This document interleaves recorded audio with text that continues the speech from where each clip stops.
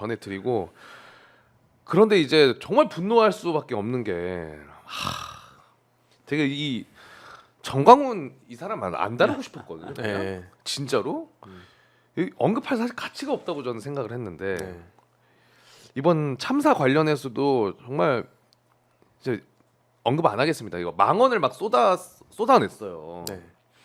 근데 왜 이거를 다루냐면은 이 전광훈이 이런 망언들과 함께 그 만들어가는 집회에 이 국힘 의원들이 가서 충성을 다한단 말이에요.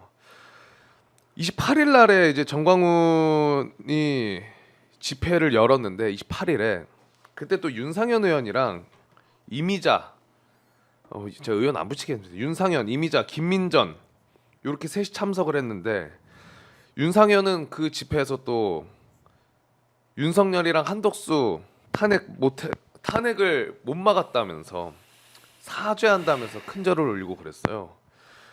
근데 이게 당연히 그 행동을 하자마자 보도 엄청 되고 비판도 많거든요. 근데 그거를 모르진 않았을 거고 어떤 의미로 이 사람은 이렇게 행동을 하신다고 보십니까? 어떤 그러니까 뭐 예전에도 그런 정치인들 있었어요. 네. 김문수, 그렇죠. 한기호 다 이런 정광훈류의 집회에 가서 고개를 조아리고 조그만한 인기라도 얻으려고 노력을 했고 그 덕분에 또 장관도 되기도 하고요. 그런 걸 본 거예요, 이 사람들도. 그러니까 이제 다른 것보다 그런 게 더 중요해진 거죠. 근데 좀 실망스러운 게 이미자 의원인데 이미자 의원은 한국노총 출신이에요. 근데 참 가도 참 멀리 갔네요. 예. 아니 근데 지금 온라인 상에서도 저도 뭐 보긴 했는데 되게 윤석열을 옹호하는 듯한 댓글이 실제로 늘고 있다 뭐 이런 얘기들도 있더라고요. 요거는 이제 또 이사님이 좀 더 정확하게 혹은 자세히 연구도 해보셨을 것 같은데 어떻습니까? 저는 일단 1000% 얘기하는데 이제 1000%로 네. 무조건 이거 심리전단반이 있다. 그러니까 이게 어디 쪽에? 되게 다양해요. 그러니까 아까 다양하게? 정광훈류가 떠들고 다니는 거 네. 이거 이제 공론장에 저기라 했을 때 오프라인에서 그런 화력 지원을 하는 게 이제 정광훈류 그리고 사실 신천지 같은 그런 것도 있고요. 그리고 이제 또 다른 결에서 이준석 부류도 있죠. 온라인 공간에선 그들도 공론장의 적이지만 사실 또 다른 차원에선 일단 군 쪽에 그 오늘 오전에 기사가 나왔죠. 그 기무사 출신 예전에 문재인 정부에서 과거에 실제로 세월호 유가족 사찰을 했었고요. 댓글 공작을 했었던 그 기무사 것들 문재인 정부에서 이제 그걸 개혁을 했는데 이번에 방첩사로 이름 바꿔가지고 전두환 노태우 사진 걸고 다시 그 짓거리를 하는 사람들이 데려왔다는 겁니다. 그리고 이것뿐만 아니라 지난주에도 말씀드렸던 것 같은데 정보기관 국정원이죠. 거기서도 이제 원세훈 같은 사람 풀어주고 김관진 같은 사람도 이제 그 군 사이버 사령부 댓글 공작으로 중죄를 받았는데 네. 근데 중요한 건 여기서 국방혁신 4.0을 맡겼어요. 그럼 이제 게다가 64 38기가 김용현을 응원하지 않았습니까? 네, 한 명이가 그렇죠. 빼고 300여 명이 네. 그 멤버 중에 하나 연재욱이라고 있습니다. 그 사람도 과거에 댓글 공작의 일원이었습니다. 그러니까 그런 사람들이 다 풀어줬는데 하필 그렇게 풀어주고 나서 댓글 공작 안 한다? 그렇게 볼 수가 없는 거죠. 왜냐면 내란이란 막 상상도 할 수 없는 일을 저질렀는데 그래서 이제 어떤 식으로 또 달고 다니느냐는 지금 알 수가 없어요. 다만 그러면 우리가 이명박근혜 때 어떤 일이 있었는가를 이제 사례를 놓고 그 사실들을 놓고 우리가 유추를 해볼 수 있죠. 실제로 당시에 아까 말씀드렸듯이 세월호 유가족분들 사찰했었고요. 그리고 그건 팩트잖아요. 그건 팩트입니다. 네, 그리고 팩트예요. 네. 조리돌림을 했었고 당시에 막 폭식 투쟁도 있었죠. 일베를 중심으로. 맞아요. 거기에 사실은 그 정경련을 비롯한 그런 자금들이 또 갔었습니다. 네. 그러니까 이게 그냥 제대로 처벌을 안 받고 넘어가니까 저것들이 또 그냥 잠깐 민주정부 들어서면 숨죽이는 척하고 뒤에서는 계속 사조직 같은 걸 동원해서 이런 거 하는 거예요. 그래서 제가 계속 말씀드리지만 정보기관과 자금과 인적 네트워크가 뿌립니다. 그리고 이걸 더 파고 들어가면 사실 일본이 나와요. 잼머니가. 그래서 이게 중장기전이 될 수밖에 없는 문제인데 일본이 나온다는 건 어떤 의미예요? 국정원 직원들 이건 나중에 제가 좀 정리해서 풀어드릴게요. 근데 네네네. 국정원 직원들을 통해서 일본의 극우라고 불리는 국가기본문제연구소 사쿠라이 요시코라고 있습니다. 보통 이제 일본 그 회의라 그래서 행동하는 집단들 막 우리가 시각적으로 보는 막 과격한 일본 극우들을 네네. 보통 많이 보는데 네. 그것도 이제 행동대장들이고 네. 거기서도 싱크탱크들이 있지 않겠습니까? 거기 국가기본문제연구소라고 있고 사쿠라이 요시코라는 일본의 극우 정치 그 방송인이 있습니다. 네. 그래서 이런 게 이제 국내 국정원 직원들이 그렇게 막 연결되고 그 당시에 관련된 보도에 보면 부정선거 얘기 거기도 나옵니다. 그러니까 이게 하나의 엄청난 세계관으로 연결이 돼 있어요. 되게 크구나. 이게 그러니까 제가 마음 같아서 저도 당장 막 뿌리 뽑아내고 싶은데 상당히 많은 게 얽혀 있기 때문에 이게 그리고 하루 이틀 된 문제가 아닙니다. 당장 이명박이 댓글 부대 가동했던 게 15년 전인데 그리고 나서 지난 15년 동안 계속 방치가 됐었어요. 이걸 제대로 처벌 못 하다 보니까 지금 저것들이 다시 또 설치고 있는 거고 그래서 국내 문제만의 문제가 아닙니다, 이게. 그래서 상당히 광범위한데 실제로 그때 당시에 유가족분들 조롱하고 혐오하고 이런 거를 12구 참사 때도 똑같이 우리가 봤죠. 굉장히 신속하게 마치 네. 어디서 지령이 내려온 것처럼 놀러 간 사람들한테 왜 그 국가가 책임을 묻냐 이런 식으로 짜여진 듯이 논리를 개발했고 이걸 보면서 이제 이번에도 훨씬 더 빠른 속도로 대규모로 막 민주당 타소를 시작을 했습니다. 그럼 이걸 봤을 때 우리들도 학습 효과라는 게 있잖아요. 아 저것들은 우리가 뭐 서울의 봄을 통해서든 정치를 통해서든 야 저것들은 상상 이상의 것들이다라는 걸 이번에 우리가 학습을 해서 어떻게 대응할지를 뭐 남태령 대첩 같은 데서 신속하게 보여줬는데 저것들도 학습 효과가 있다는 거 우리가 잊어서 안 된다는 거예요. 그래서 디지털 사회에서 민주주의를 파괴하려는 세력들은 24시간 365일 전투를 벌이고 있습니다. 이게 우리가 선거철 때만 이거 관심을 가지잖아요. 제가 왜 계속 이 얘기를 맨날 하냐면 저들은 전시 평시 나뉘어 있지 않다는 겁니다. 항상 국민들을 가스라이팅하고. 근데 과거에 일본이 문화적으로 대한민국을 지배하려고 했던 거 우리가 생생히 기억하지 않습니까? 네. 그 연장선상으로 보시면 됩니다. 저는 이게 걱정되는 게 실제로 그런 뭐 댓글들이 있는 거는 뭐 지금 뭐 저도 몇 개 봤으니까 맞아요. 이게 정말 위험하다고 생각하는 게 뭐냐면 그 정치를 잘 모르는 분들이 거기에 넘어갈까봐. 그러니까 이게 그냥 사실 보도의 팩트만 보고 네. 해야 되는데 그 댓글에 여론에 휩쓸리는 분들도 저는 깜짝 놀랐는데 있더라고요.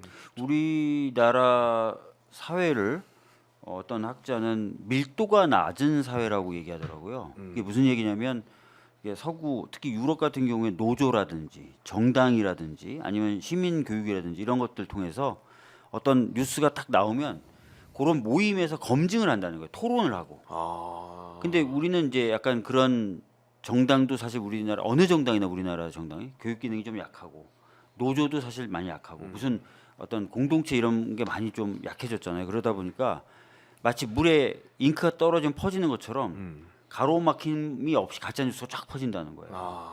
그래서 이제 밀도 높은 사회를 좀 만들어야 된다 이런 얘기들을 많이 하는데 저희들이 이제 좀 오랜 과제긴 하지만 해야 될 것 중에 하나가 우리 민주당도 당원이 이제 뭐 한 100만 명 넘어간다고 하니까 당원 교육, 당원 토론 이런 것들 정말 체계적으로 해야 돼요. 맞아요. 예. 그리고 그런 것들 통해 가지고 이제 가짜 뉴스가 함부로 범접 못하고 오히려 우리 당원들이 제대로 된 정보를 좀 전파할 수 있게 하는 그런 프로세스가 굉장히 필요합니다. 예.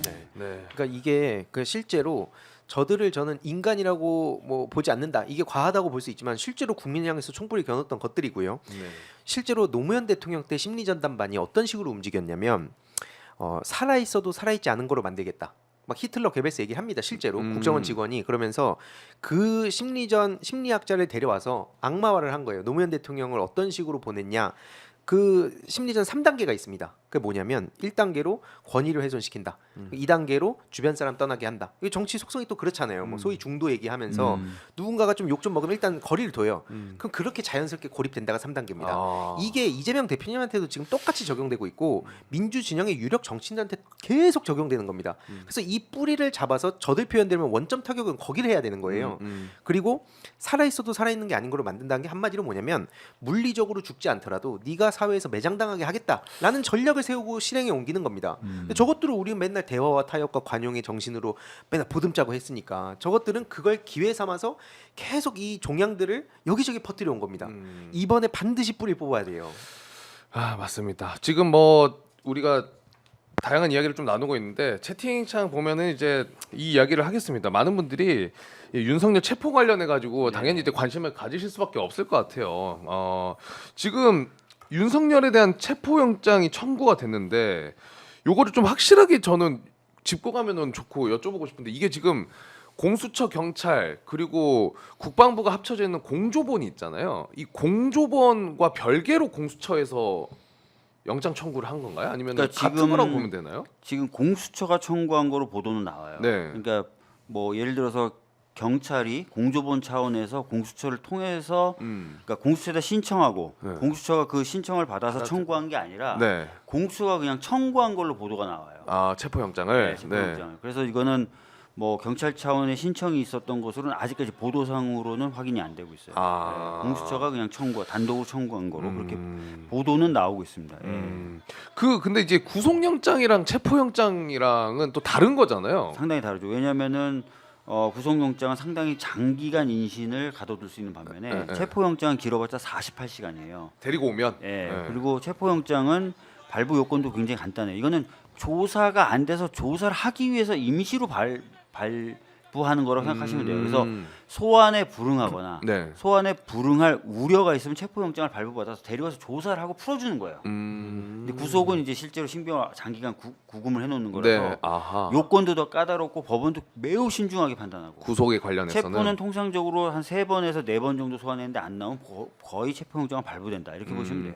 어쨌든 지금 공수처가 윤석열을 3번 불렀는데도 안 나온 상황에서 안 나온 상황이었죠. 이제 체포영장이 청구가 된 건데 지금 그 앞에서도 이제 많은 분들이 좀 모여서 체포영장 이제 발부해라 뭐 이런 요구들을 많이 하시는 것 같아요. 근데 이 법원에서 체포영장이 발부가 되면 발부됐다고 해서 그 시점에 바로 가서 데려오는 건 아닌 그건 거죠? 아니죠. 체포영장도 아까 말씀드렸던 것처럼 데리고 오면 한 48시간 잡아둘 수 있는데 네. 체포영장에 유효기간을 줘요. 그러니까 이건 언제부터 언제까지 쓸 수 있는 영장이야. 아. 그럼 그 기간 내에 집행을 하면 됩니다. 뭐 수사기관하고 협의해가지고 뭐 수사기간이 한 3일이면 됩니다. 3일 정도 유효기간 주세요. 이렇게 할 수도 있고 이건 까다로운 사안이니까 한 10일 주세요. 이렇게 얘기할 수도 있고 해서 유효기간을 주기 때문에 그 유효기간 내에 집행만 하면 됩니다. 그리고 심야의 체포영장 같은 걸 집행하려면 별도의 기재문구가 들어가고 그러다 보니까 아마 오늘 밤에 발부가 된다 하더라도 집행 등은 뭐 내일이나 이렇게 상황 봐서 하지 않을까 싶어요.